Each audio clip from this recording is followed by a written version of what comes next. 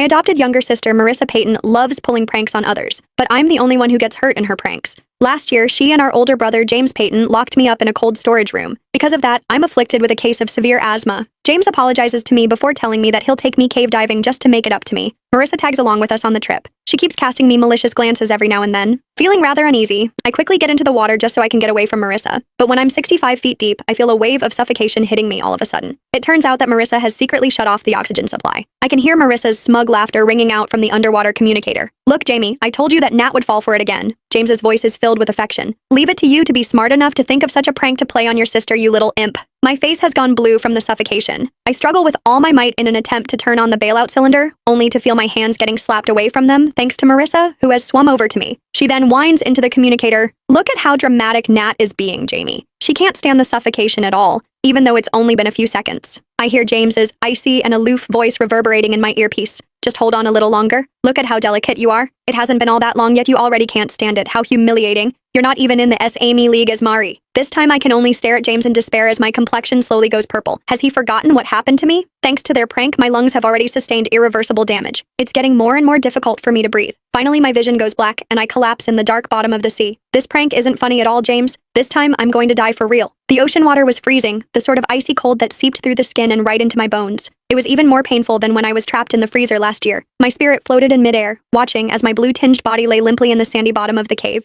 Marissa Payton, my adopted younger sister, swam over to me. Her swim fins stirred up a cloud of silt, which landed right on my face and covered it. Stretching out a leg, she kicked hard at my body. "Look, Jamie, Nat sure is going all out in her act this time. She isn't moving at all." Her delighted giggling came over the communicator, the sound filled with triumphant glee. The voice of James Payton, my older brother, swiftly came over the line, his tone coldly indifferent as he said impatiently, "Stop that, Natalie. It's enough to put on this show once. There's no need to keep pretending. Now hurry up and get up. Stop wasting everyone's time." I stared at James, my older brother by blood, as he held on tight to Marissa's hand. Clearly, he was worried about her getting swept away by the currents. He didn't even bother looking at me when he spoke, assuming that I was still throwing a tantrum at having my oxygen shut off. At that moment, our diving instructor, Jackson Morris, came over. Using the high-powered dive light he held, he shone it straight into my eyes. "Ms. Natalie, stop pretending. Your heart rate monitor already cut off earlier. Did you pull the sensor off yourself? With such outstanding acting skills, why don't you try your luck at winning an award?" Marissa's smile widened further. She's just trying to make Jamie feel sorry for her. After all, she's not as charming as I am. From where I was floating above their heads, I sorely wanted to scream at them that I wasn't putting on an act. I was truly dead. My lungs were already injured from when Marissa shut me in the freezer last year on April Fool's Day. She claimed she was just playing a prank on me. At the time, James stood beside her, glancing at his watch as he said,